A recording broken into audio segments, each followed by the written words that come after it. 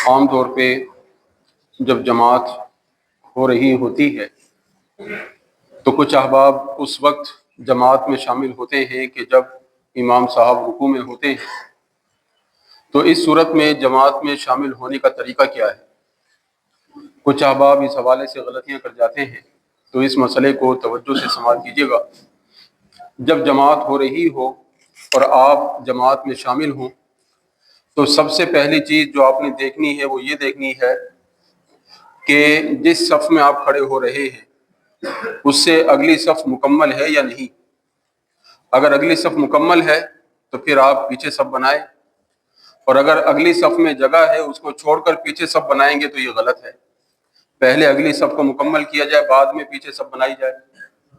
اور اگر جس صف میں آپ کھڑے ہو رہے ہیں وہاں نمازی کھڑے ہیں تو پھر یہ دیکھا جائے کہ زیادہ نمازی کس طرف ہیں، دائیں جانب زیادہ ہیں یا بائیں جانب زیادہ ہیں۔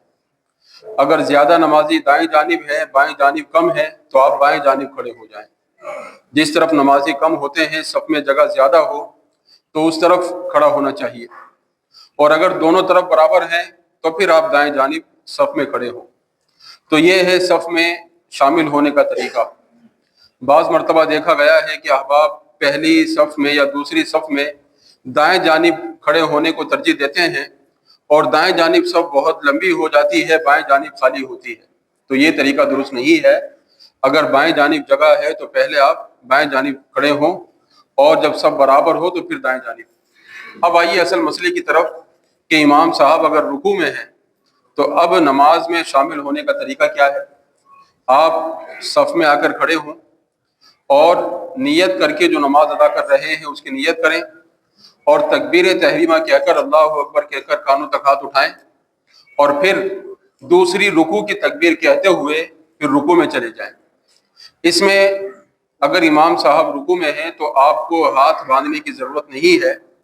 بہت سے احباب یہ سمجھتے ہیں کہ ہم جماعت میں شامل ہوں گے تو پہلے ہم نے کانوں تک ہاتھ اٹھا کر ہاتھ باندھنے ہیں، اس کے بعد ہم رکوع میں جائیں گے۔ تو ایسا طریقہ نہیں ہے، بلکہ طریقہ یہ ہے کہ امام صاحب اگر رکوع میں ہیں تو آپ کانوں تک ہاتھ اٹھائیں، اللہ اکبر کہہ کر ہاتھ سیدھے چھوڑیں، اور دوبارہ اللہ اکبر کہتے ہوئے رکوع میں چلے جائیں۔ کیوں؟ اس لیے کہ جہاں قیام میں کچھ پڑھنا نہیں ہوتا وہاں ہاتھ نہیں باندھے جاتے۔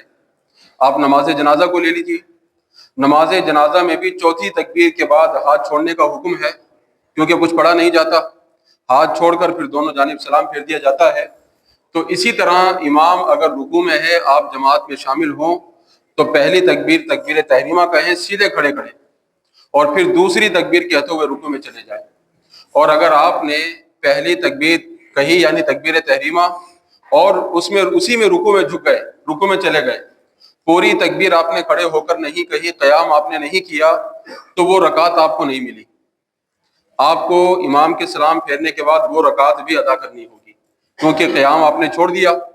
تو اگر کوئی بھائی اس طرح کرتا ہے کہ پہلی تکبیر جب کہی اللہ اکبر، ابھی یہ تکبیر پوری نہیں کہی، رکوع میں چلا گیا، تو وہ سمجھ لے کہ اسے قیام نہیں ملا، تو وہ رکعت بھی نہیں ملی۔